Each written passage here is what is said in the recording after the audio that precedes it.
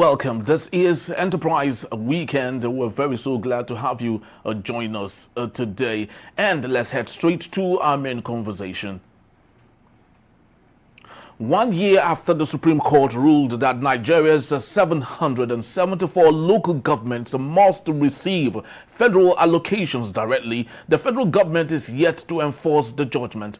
Despite the July 2024 ruling declaring the current practice of over 4.5 trillion allocated to local governments in the last year still passed through state governments, the delay is blamed on disputes between the central bank, states, and the various agencies. With most local governments yet to open required CBN accounts, officials argue that implementation responsibilities lie with an inter-agency committee led by the secretary to the government of the federation. Across states like Kwara, Kano, Benue, Bayelsa, Nasarawa, Bauchi, and others, compliance remains inconsistent. In Benue, for example, chairmen say they receive far less than allocated, accusing the state governments of withholding funds. Similarly, in Kano, local governments have received direct funding, while in Nasarawa, officials claim readiness but report zero direct disbursement. Labor unions like NLG and NLC in several states confirm that full implementation is stalled despite some progress in places like Jigawa, which reports a partial autonomy and legal deduction. Stakeholders across the country continue to push for compliance, citing the need for grassroots development and improved service delivery. Union leaders emphasize that the Supreme Court judgment must not be ignored, warning that continued delay undermines local governance. While the federal government insists the process is ongoing, critics argue that political interference and lack of urgency are stalling the long overdue reform. We're very so pleased to have with us right now, joining us via Zoom, Adiola Shoyinton, a journalist, social activist, public affairs analyst. Thank you so very much, Mr. Shoyinton, for being here. We truly do appreciate you. Yeah, good morning. Nice to be here once again. Thank you very much. Thank you so very much, sir. I would love us to, just before we get into a deeper part of the local government autonomy, what is happening there, and what the state governors are doing to make it even more difficult for local government councils, I'd love us to talk a little bit about the ongoing LGA elections in Lagos State. Unfortunately, what we have is one party against one party. I'd love you to state what you think about this. Is that democratic enough in Lagos? Well, it's not only in Lagos. I'm involved in local government, electoral, voter education, even in Lagos and some states in the south here, especially. And I would say it's going to be as usual. Government of the day taking all the seats in the election, which is contrary to the principle of voting pattern of governor. Because you wonder, when you have a state where governor had about maybe 60% during the governorship election, and the governor and maybe the ruling party have performed worse than when they were elected. Then you start wondering, and people are receiving it, they start wondering how somebody who scored about 55% as a governor, suddenly the party scored 100%. So that tells you that there's nothing really called local government election. What we do have is just governor selection of who is going to be what. And it didn't start with the election, general election, in terms of local government election. It starts with the process of nominating candidates for the parties. Because you have to look at that, because that's the basic. A governor that imposed or the governor that imposed their own candidates as councillors, as local government nominee for chairman, you don't expect such state or such governor to allow free and fair and non-violent election. It's not only in Lagos State, in some other states that election is conducted, which run contrary at variance to sequence of election. Even in a state where you have presidential election, maybe the current president or the former president run away with just 30% votes, then when the governor of that party is in power, then you start having 100% chairmanship being voted for, councillors and what have you. So it's all rubbish that we are going and calling it local government election. Somebody even suggested at the forum that even instead of treating ourselves, because governors still local government form, it's obvious. No governor can deny that. And no local government, I'm involved. So no local government chairman can deny that. But don't forget, it's a law of preservation. If governor is stealing, it allows local government to also steal the crumbs while governor is imposing his own steal. And let me tell you how to steal. They don't steal directly by putting their hands. It's rare. What they do, the governors I mean, is that they impose projects on them. I'll give you an example. A governor can say, okay, he wants to build a big market complex, which is not the priority of the local government, because local government has its own store that gives its people according to their economic power. Then the governor will invite all the chairmen and say, look, we are going to build this. And they will vote. Of course, they will be stipulated to vote, or even the voting, the nomination can come from any of the chairmen and say, look, yes, we want to participate in this complex to be built in about 10 local government. And they will withdraw their money, they will sign that it is voluntary. And these contracts will be overinflated. And you know what? The local government chairmen don't have a say in who the contractors are, who the engineers are. They only have a say in possibly where that project will be executed, it will be implemented, where the location, and nothing more. I have many friends that are current and past local government, but they won't speak out because they are slaves to their governors. So, and when the election, it's always about people lobbying, getting the highest coins to the governor and their party leaders who will give them that thing. And you ask yourself, are we like this? No, they are not. Because I remember in those days, when you have a party, you can have a lot of a House of Assembly, there are many parties involved in as representatives. Of course, we have councillors, chairmen that come from different levels. But don't forget too, that there is now a renewed ethnic hatred. You know, not only in Lagos, it happens in Lagos. Yesterday, I was at the Buka, where local boys were saying, everybody should go back to their states. And this thing will continue to repeat when the election is coming, that the Lagos developed by Lagos and by Yoruba, which was a lie. As a federal capital territory, as a former colony, Lagos was developed by everybody. And of course, that is what is happening to Abuja now. So it would be stupid of anybody around to say Yoruba man, it's okay, Lagos belongs to Lagos. It's a lie. What Abuja is like, why people now coming out to say Abuja belongs to Abuja, where you have spent so much. Everybody developed capital. So now, the argument that they cannot have councillor, chairman, who cannot have Hausa cannot, is stupid.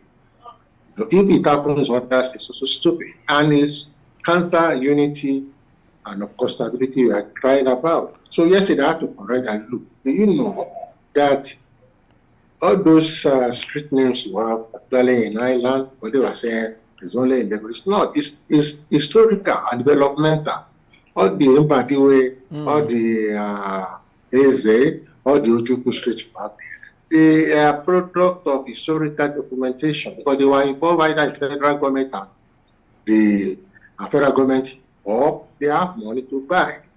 So if you are talking like that, then it means you are not ready for one Nigeria. So the same applies to this local government election. Nobody will be surprised if they even allow non-to come and vote or have council. And if they do, of course, you know our positions. And this is not important because even in Yoruba, where Yoruba state, where you have almost autonomous state, when a local government nominee is endorsed by the government, it's as free as winning. And when during my lectures on local government election, organized by some of these state local government electoral commission, I emphasized that the idea of the governor saying you must deliver your word, you must deliver your counsel, is an idea to violence. That's not a democratic statement.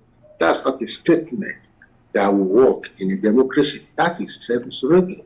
Because when you say before you can come back as commissioner, you must go and deliver. What relationship? You take somebody as a commissioner because you feel is capable, is brilliant enough to be a commissioner. So you now say go and deliver, go and deliver. That's a military command step. So that is why you see all of them going back to local government during local government election and become warriors. That is not democracy. That's a commandist civil rule, which is equivalent to military government that all of us are saying they are bad. But this civilian government is becoming worse than military. So, and that indication of democracy is free and fair in nation. In my home, in 2015, I am for Socialist Party. My wife was for APC, for Buhari. But today, has less and less because the economy actually was too much. I was just telling me about a few months ago that it took 1 million for her to buy 150 bags of flour in 2014. But today, that 1 million will only buy 15 bags of flour. So now you don't need to tell people if they are reasonable. They will come to their senses, and of course, see what is happening to them economically. So you don't need to. So this election is going to be APC 100% winning. There's going to be PDP, LP, 100% winning. You understand? And that is fundamentally flawed. It can't be defended either by sequence or either by character of human beings. People always reject what they don't want and they love what they want.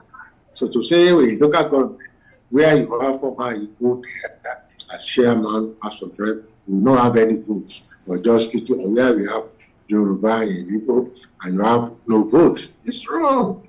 So we don't continue this class. And mark you, local government is the basis of grassroots democracy and development. Very so that well. Very, very so well, because you actually cited to so many things that I think those in authority are not looking at. You talked about free and fair election. You talked about we not having a democratic process where it is just one party, and those within the party are directed, are told to go win their wards by all means, and because of that, you see phrases like grab it, take it, and run with it as the mantra that they go home with. But I'd love us to say some of these things with respect to other nations where we borrowed the presidential system of government from, particularly the United States. We have seen Nigerians win elections. These are immigrants who came to the country, and they win elections to mayor portfolios, to governors, and so on and so forth. So the question is it that we have not yet learned how truly the presidential system of government works, or is it that Nigerians have been able to calculate their own in a way that it is domestic to them? Well, let me put it straight. We don't really have democracy in Nigeria. We only have political elite gangsterism. So we are governed by gangsters. who pretend to be Democrat. They are not. Because when you look at previous election, specifically 1993, I was involved in the post-annulment campaign. Abiola, the Yoruba man from Abeokuta, defeated Tofa in Kano and some other states without raising any ethnic campaign or religious campaign. Without. In Ikene, where Awolowo came from, Awolowo never scored higher vote in Ikene than in Ekiti, at former Ondo, in Ogun, and of course, maybe at Paris with Oyo State. And we had an entrenched opposition, issue for last, in Ikene, that were working against our interests. Nobody went there to burn the house. Nobody went there to intimidate them. That is democracy, at least beginning. But today, it's difficult. It's even risky to do that. What is happening in abroad is a lesson. We didn't borrow the character.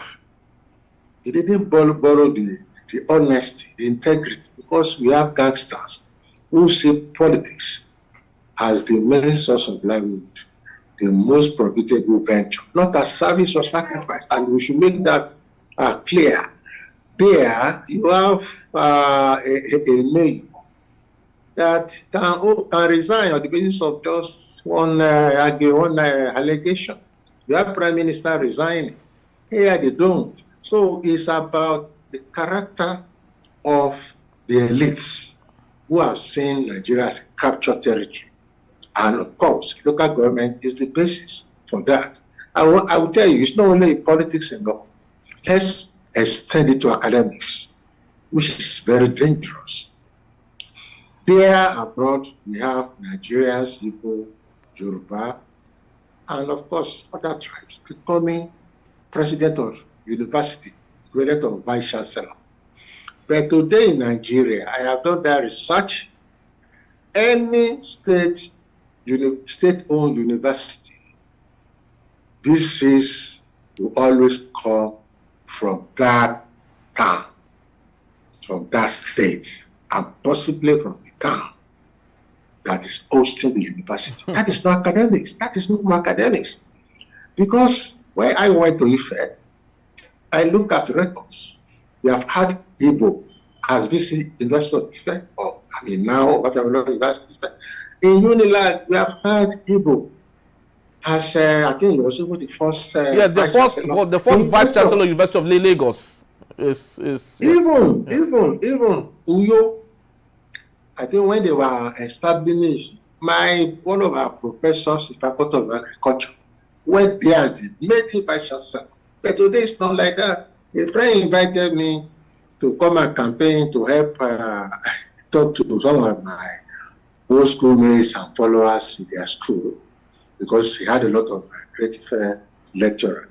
And where I disagreed with him, and I didn't even talk to anybody, but when he said even my king, the Alaki of Egbala, was in support of that kind. And I asked him, he's a professor, and I asked him, what's the business of a traditional king?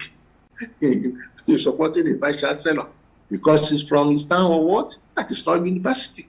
We call it universal knowledge. Universal. In those years, they went ahead to look for vice chancellor. It may not even be in the school if they think that people are not, that qualified. But today, we have abandoned the universality, knowledge, sentiment, concept of university. Look at what happened in Ife recently. In Ife, to the extent that an indigenous who was contesting for vice chancellor, she had to bring in Oro, cultists, to come and fight because they had discovered that other person, who is also from Osun State, had won. The incumbent had won. So for the first time, if I told guys, even on my social media handles, that the greatness of Ife has been compromised. Because yet I could not imagine when I was student president that a vice chancellor or candidate will call with Oro, go and rent. They are not even Oro people. Just go and rent somebody like Agbowo in Ibadan because I'm a culture activist, and I've said that in Uru or even in any if you want to consult any date, you must consult it on truthfulness. So you can't tell a real Uru cultist or a real Egungun priest or a Babalawo that an election has gone, you're supposed to be the vice chancellor because the place belongs to the town, and it's okay, you are going to support. No. IFA works on truthfulness, honesty, and integrity. They say you have to Babalawo. So it's not only our politics, even in our allocations of resources, in terms of who can buy what, who can live where, tax. So at the end of the day, what you are going to have, if there is not taken, is a totally destructive, destroyed country, not even a nation. And mark you, I'm not fundamentally a close-blinded nationalist or tribalist, but don't let us pretend. If you know that we can't stay together, why can't you go for a national conference, go back to regionalism, go back to those who want to go, let them go, so that you have a nation that remains. So it's not about us lying. You see all of them, the so-called elite politicians shouting unity, no Nigeria, but when they go home, they reverse back to their ethnic attack. So we are joking. And this is where I find it may even be worse. Because when you see this outgoing generation of rogue politicians, they are a bit better because they at least they pretend to have some ideology in terms of Awoism, Zikism, Ahmadu Bello, process, which of course we know most of them are just parading that team with their conduct. But mark you, the next generation is going to be what? Because this one don't even have those who are supporting them now. They don't even have concept. They don't have ideology. They only talk about this the leader and they are abusing themselves. That is not followership. That is not followership, and that's a danger for the nation. Yeah, it's very, very true, because these are some of the most important things that we need in order to take our democracy to the next level.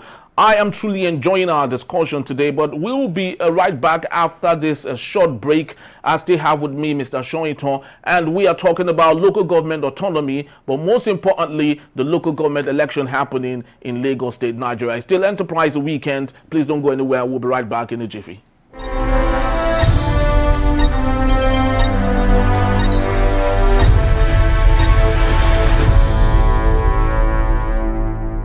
Enterprise TV, a tradition of truth. Thank you so very much for being back. Just before we went for that quick break, we were talking about the local government autonomy and the local government elections happening in Lagos State, Nigeria. And I still have with me Mr. Adiola Shoyinton, journalist, public affairs analyst. Thank you so very much, Mr. Shoyinton, for being back and hanging on. All right. So we're talking about the local government autonomy, and I'd love you to maybe shed some light from your own perspective, from your own vantage point. Do you think we have what the name or the catchword itself? Do you think it is what we have right now in Nigeria after the Supreme Court declared that every fund should go directly to each local government autonomous area?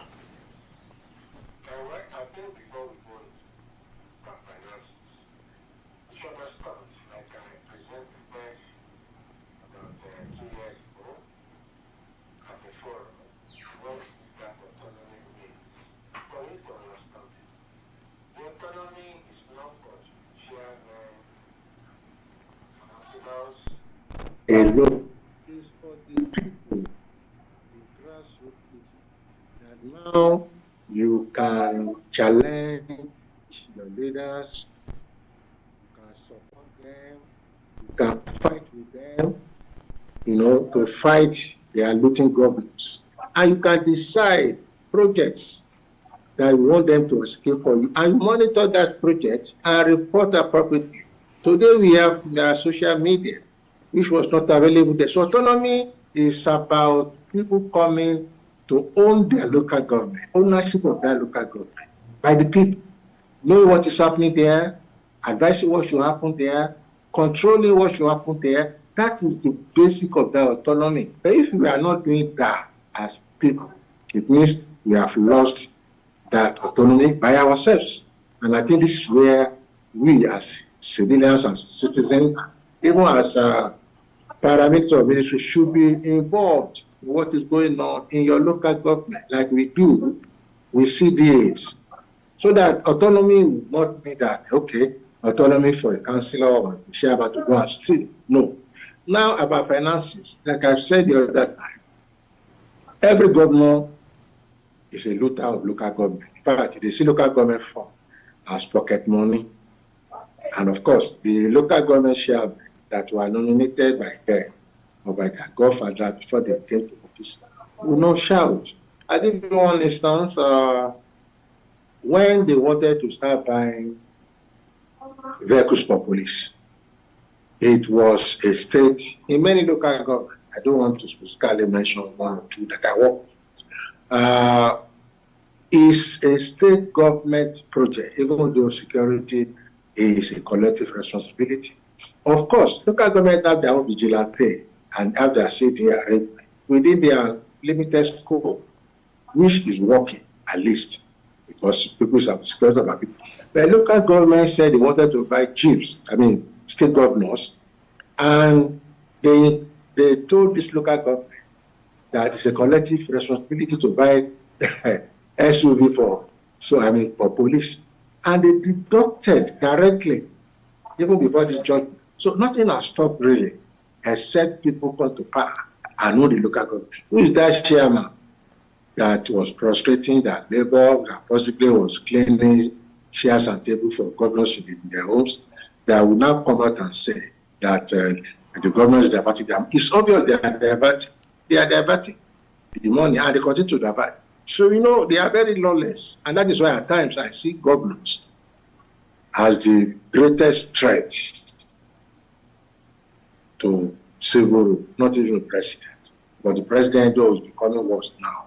The president have Senate and House of Rep, if they are not rubber, that can always question. See, Obasanjo regime was almost impeached by the senators. Yes. See, Jonathan regime was query by House of Rep. But today we have a dumb, blind, deaf senators and rep, and of course in the Olo chamber. So that now we are moving towards totalitarianism of a civilian dictator, Tinubu, and that is a danger. So when you are talking of finances, look, some of those boys you are seeing today that they were crying that the governor, when they were there as chairman local government, embezzled their money, and they came out with papers. They didn't say that. They didn't even have the gut to leak it to the press. It was when they were not considered another post or to return them to this. They came out openly. It's obvious. Go and do your checks. All state governors loot local government fund in one way or the other. I give you one. Another is there was a state wherein the governor played safe. He had his own sacrifice in the Argon, whatever they call themselves there. They had their own sacrifice. We'll have discussed with them. And when they meet them on this their monthly discussion, within the local government chairman, they will raise that motion that for this project, we want to donate about 30%, 50% of our budget to it. And one thing, the governor will place, they were taking records of, the governor will place it, and he will reject that suggestion that no, the state can finance it.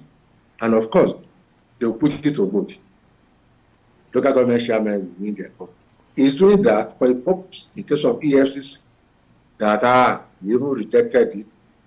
But local government overrode, and everybody knew that this totalitarian governance. So it's about character of governance and assembly. They don't respect the court. If they respect the court, why are they still dissolving local government?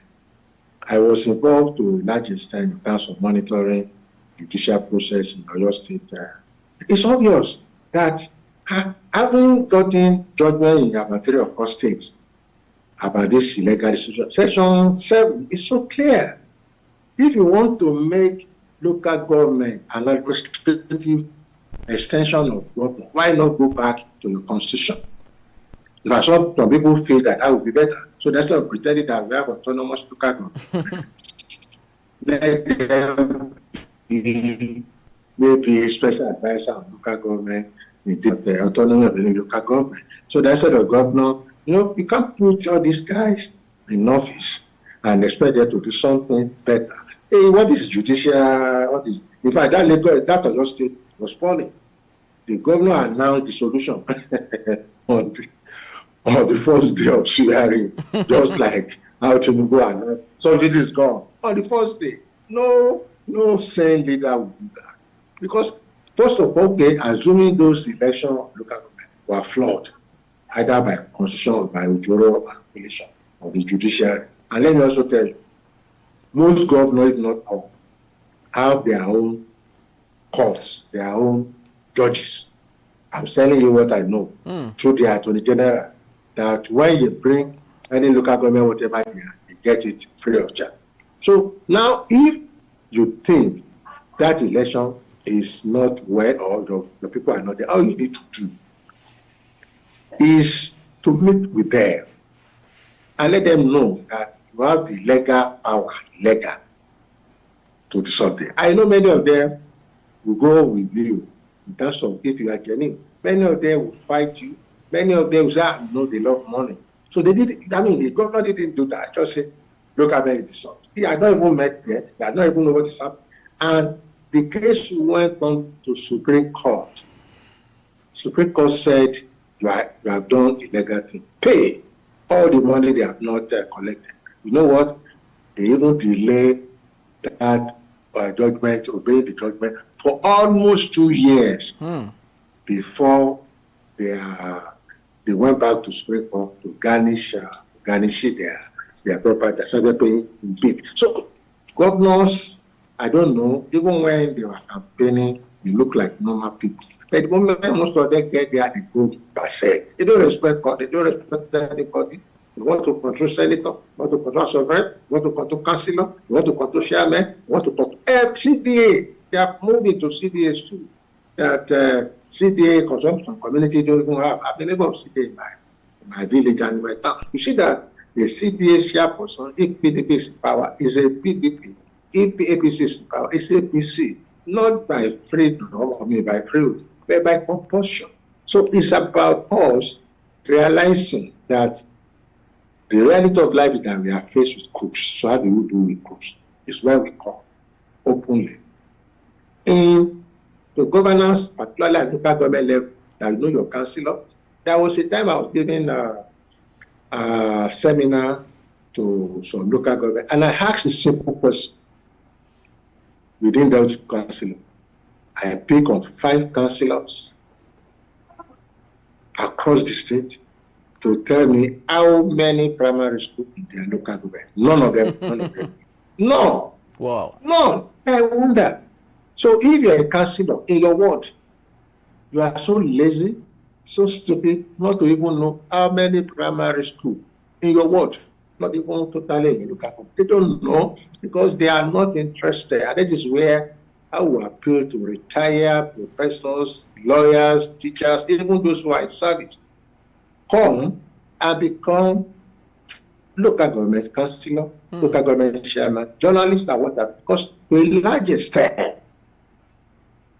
it's possible if you campaign. And I also want to say that people don't, if they are social based, they will not start bribing people, they will not start bribing voters, they will not start killing people, they will not maim people.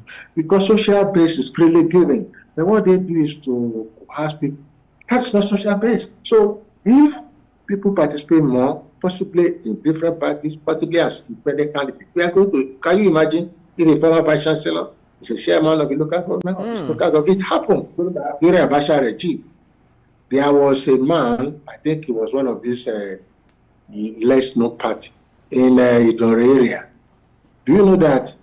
I mean, during Babangida, okay, Abacha, you know, they can disqualify anybody. Yes. 1 hour to yes. for security reasons. Yes. So the man, a retired headmaster of a school, who was immensely popular in his location. You know what happened? A day before, he was disqualified. People still went ahead to vote him and his party as winner. Of course, they didn't declare him. But that tells you that people can take their destiny in their hands. I'll give another example. During military regime,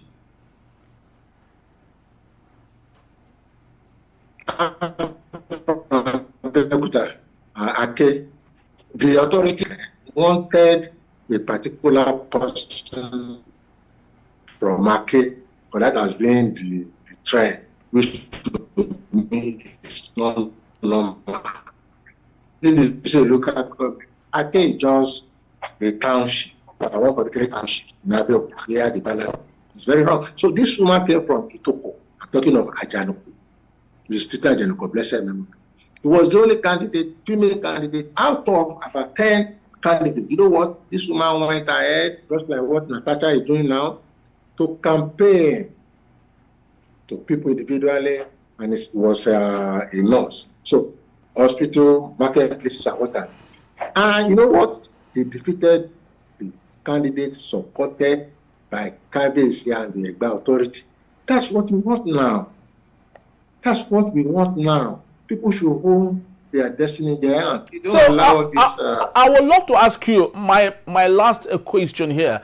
If we must get it right, like you have stated on the examples you've given, having the right persons occupy positions like councillors and local government chairmen, do you think if we reverse the engineering or do an inverted pyramid where the local government election comes first before the governorship and the presidential, do you think this might correct the anomaly and allow us get the right people for the right job from the lowest level of the hierarchy of election?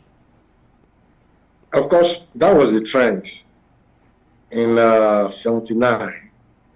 That was the trend because democracy is conical. I think you get it. So that you have the base, wide base, then from there it moves on. But at the end of the day, the NPN, the National Party of Nigeria at that time, went to a second time election. They revised it. It used to be House of Assembly, local government first, House of Assembly, and of course Senate and House of Rep, and governor, and of course presidency. So they revised it as part of bringing tactics because they wanted what they call domino effect, bandwagon effect. So they went straight to presidency first as a way to disillusion people, so that when they took the presidency, of course, many people would not vote because this is a rigged election. Many people would not vote, so they just have it out. Instead of building democracy from local government, that's how it should be. So that at least somebody, don't forget, character may not, human character is not a straight line ground. They may like a councillor here, they may not like House of Assembly in that place and vote. So freedom is good to elect. That's why I'm telling people that look, let's have as many opposition, genuine or not, in elections so that voters will be keen. So I will agree with that, but they will not accept. Because they will not accept because they know that transparency at that level can give authentic projection on who and who are likely to win what election. But grab the presidency, others fall in line. That's dangerous. That's not democratic values that we were trained or we open our eyes to see in years back. Because we have gangsters now who see politics as the best means, the most profitable venture, not as a service or sacrifice to people. So that is what is happening today, and we have to fight against it continually. Not because we are we are powerless. We are powerful, but because we don't appreciate our potentials. Thank you very much. Thank you so very much, Mr. Adiola Shoyinton. And just to say that it's important to realize historically, Lagos was once a crown colony.